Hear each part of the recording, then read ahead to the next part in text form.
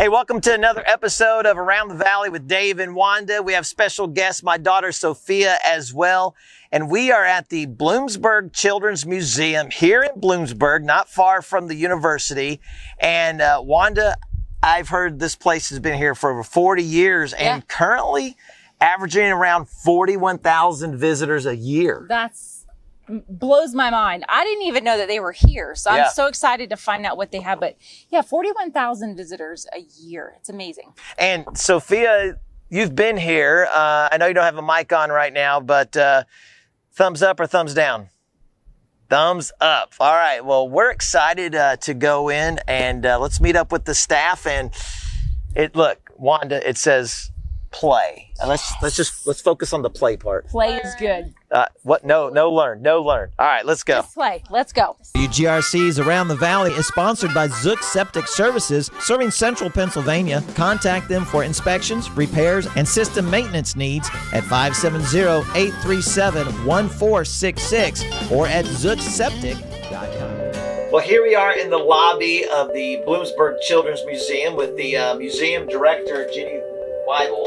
And Jenny, we're in a lobby. I see a lot of rooms back there. That looks like a lot of activity. And I just found out that my daughter Sophia has been here before. And so we're excited to see what's back here. Tell us a little bit about the Children's Museum, though. What's the purpose of the museum? So it was started by a group of friends over a grocery store conversation that they wanted to have some sort of science center for children because they felt that they were trained educators and they felt that there was a lack of out-of-school opportunities for kids at that time. Yeah. So they hatched a plan to create a museum. That turned into a traveling museum. So we started 40 years ago as a traveling museum. And you were one of those originals? I was not. You were not. Okay. That old. I was going to say, what in the world? How did that happen? No, I've been with the museum for 13 years now. Okay. But the original museum was traveling, so we would we hand build all of our exhibits, and we would take them around to YMCA's and schools and set up and have the children tour the exhibits, and then we would break it down and move to another location. We've been in this location since 2002, our permanent location. But we still keep true to our mobile roots because we run mobile programming through 15 counties in Pennsylvania. Wow, that's quite an area that you cover. Yeah, that's huge. So how did you get involved? So funny story, I'm actually a research chemist by trade. Okay. And I spent the majority of my career at Children's Hospital in Philadelphia. But we had land up here, and let's just face it, it's beautiful up here. As soon as my husband had a job opportunity up here, we moved up here. Okay. So I took my children to the Bloomsburg Children's Museum as a visitor and fell in love with the place. Wow. And long story short, I started to get involved first as a volunteer and then as a program instructor, and here I am. That's what great. happens when you volunteer. Yes. Yeah, it is. Now, the cool part is the museum's been here since you were like 20 then. You're very funny.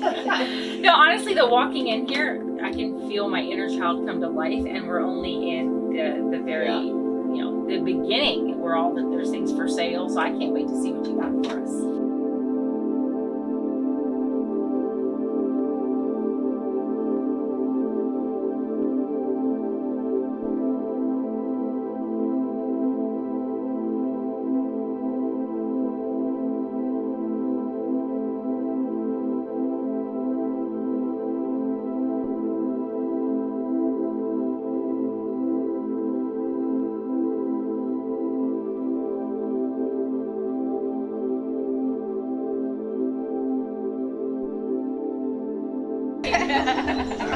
I would have to.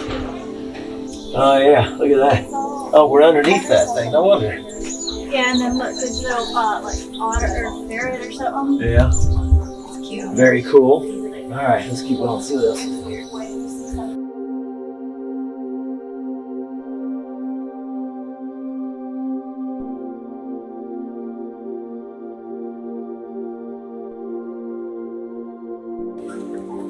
So help me if you jump out of me.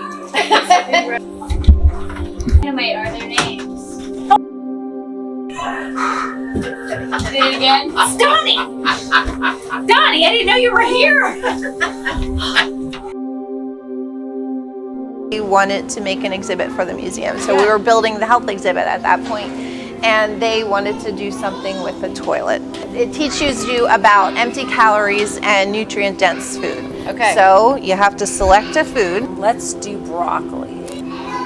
So Gotcha. they programmed, the kids came up with the idea, programmed it. Now you have to pick a not so healthy food. That's great. I always knew you had a big head. That's a model of my brain right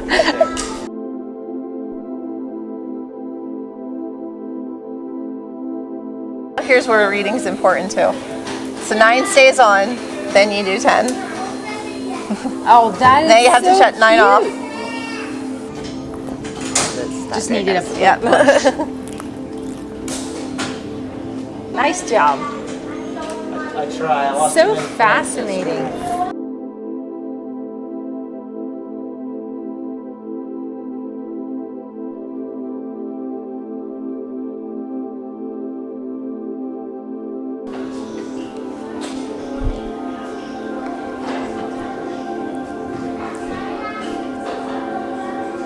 The story with the Millennium Falcon is we have an annual fundraiser called Star Wars Day that we do Star Wars. So once a year, this turns into the Millennium Falcon, and it has the hyperdrive and everything.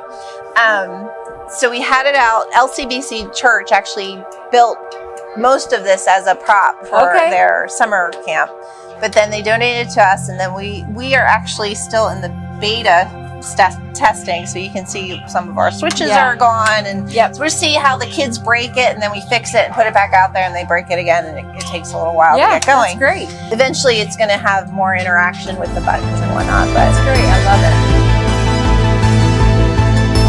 3, 2, 1. Oh, I think you pushed it too Hang on, fast. hang on. Oh, it came back down. Okay, here we go. We're gonna go. You're such a dork. we were actually told by much larger museums we couldn't build this, and they told us it would cost us $80,000 to build, and it wouldn't work. We couldn't make it out of wood, which is the only thing we could afford, because wood swells and contracts over time. So they told us that we couldn't build it and it wouldn't work, or we could build it, but the kids couldn't interact with it. Well, we built it for just over $7,000, and it works beautifully. We tweak things all the time, and Bill just actually came in this morning and took the piece off because he wasn't happy with the way it was working. Gotcha. So he actually is fixing it right now. That's to amazing. improve it. But you can see that there's these hockey balls that travel around, and then it goes through all the different simple machines. Oh, that's great. I love it. There. Well, we have had a lot of fun here at the Bloomsburg Children's Museum. have. My goodness, this has been so much fun. You know, we often say that it's like we get paid to play. I know. Like we really did. Literally playing right now. Yes. And like I'm kind of stuck. I can't turn my head to see you at the moment. But hey, this is a nice gym right here in Central PA. And we invite you to come on out and hang out, have a great time here with the staff. Watch this video until the end, and you can find out all the contact information and where to go to get more information about the museum. And also, when you're doing that, we'll see what you can do to possibly support them financially. A great resource right here in the area. If you have an idea for an Around the Valley episode, a craft, hobby, or occupation, or place of interest you'd like us to get a behind-the-scenes view at, well, send us an email. Here's the address, morningshow@wgrc.com. That is morningshow@wgrc.com. Wanda, what was your favorite part of the day? Oh man, probably this right here. When you look back and you're gonna see, you know, what your face is looking out of. That's gonna be my favorite part. When you blindly put me back here, I had fun in the space exhibit, even though you gave me whiplash. I did give you whiplash. You'll So, be fine. Sophia, what did you enjoy?